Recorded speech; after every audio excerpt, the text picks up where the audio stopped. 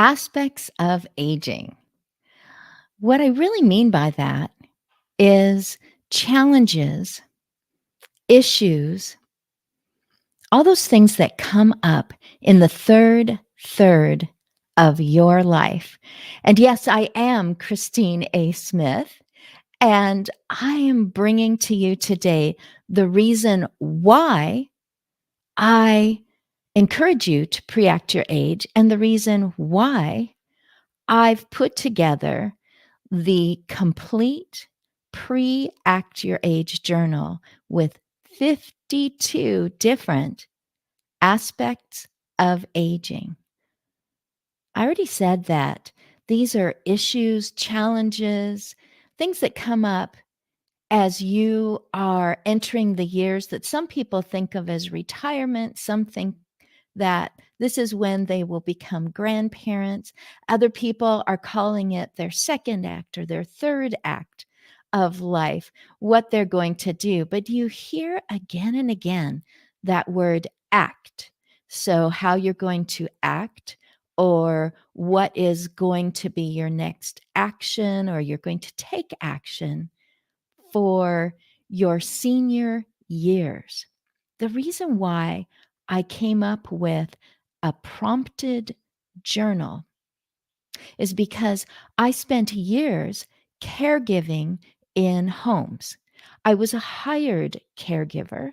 Sometimes I was only there once or twice. And sometimes I was there week after week for a year or two. I ended up in about, well, close to 100 different private residences as a hired caregiver. And sometimes I was hired by the person who wanted assistance. And sometimes I was hired by a family member who needed extra help or needed to have an opportunity to leave the residence with peace of mind. So each of my clients brought something to me, and I can see their faces, and I remember even what their toothbrushes looked like. I was really a part of their family because I wasn't really a family member. I didn't grow up with them. I wasn't truly married into the family, but I did call myself the extra daughter-in-law that you never knew you needed until now.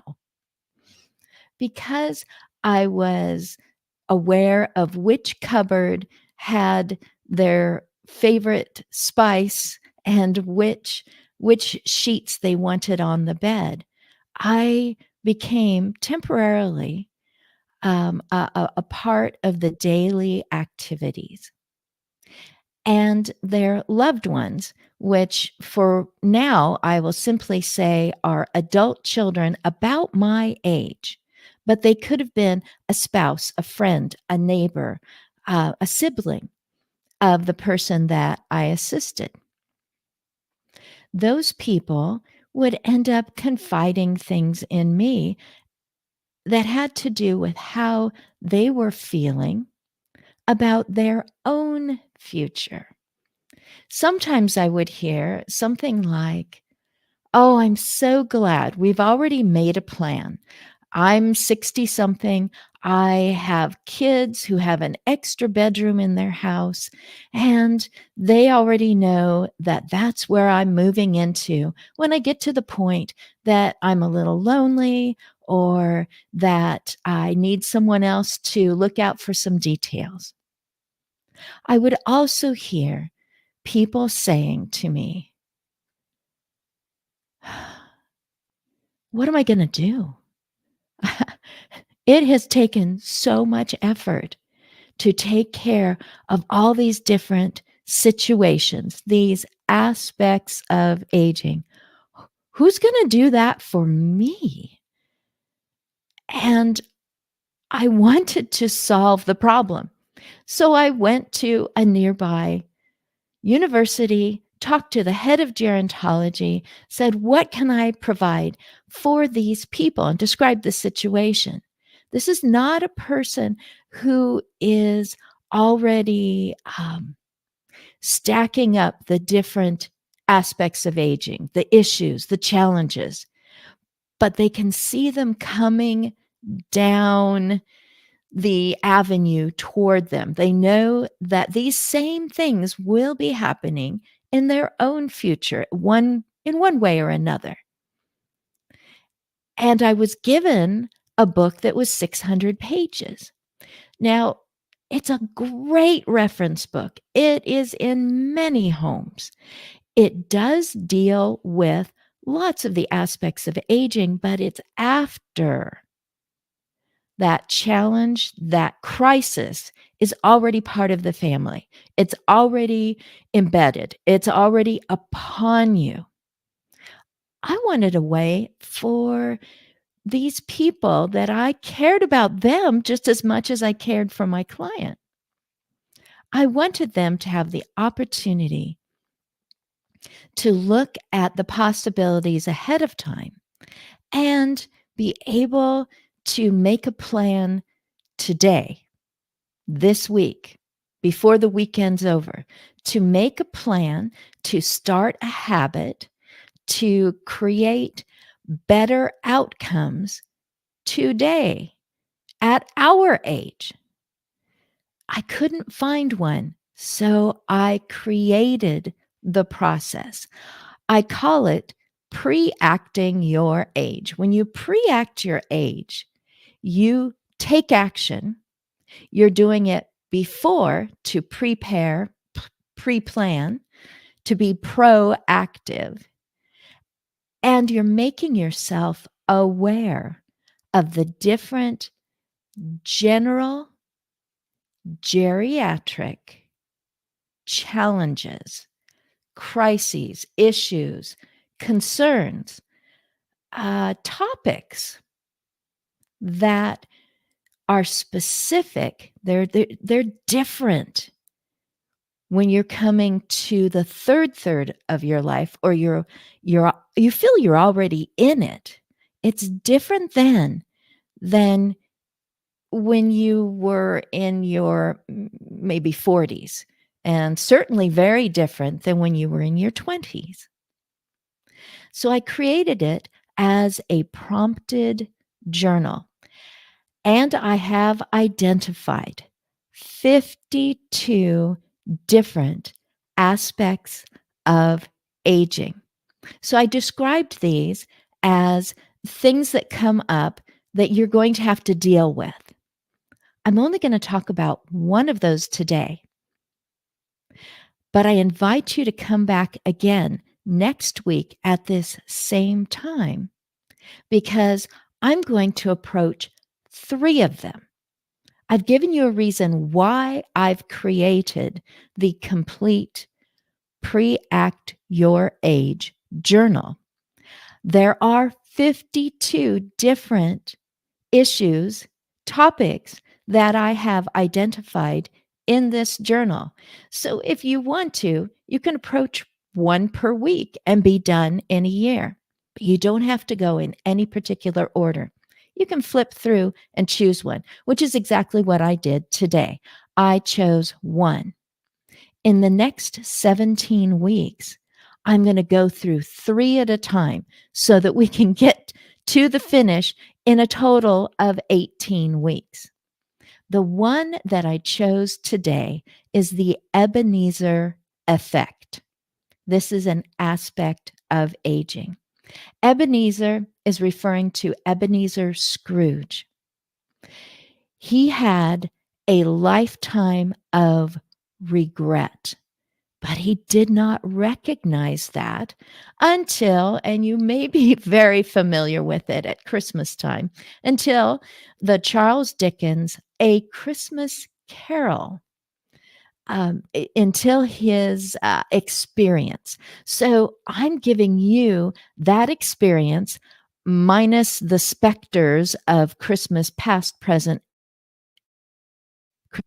I'm giving you that opportunity to look into your future and to see what could be part of your life, what could be part of the life of someone you are very close to, and to get a handle on it, to start to deal with it, to build great habits for creating better outcomes emotionally and relationally.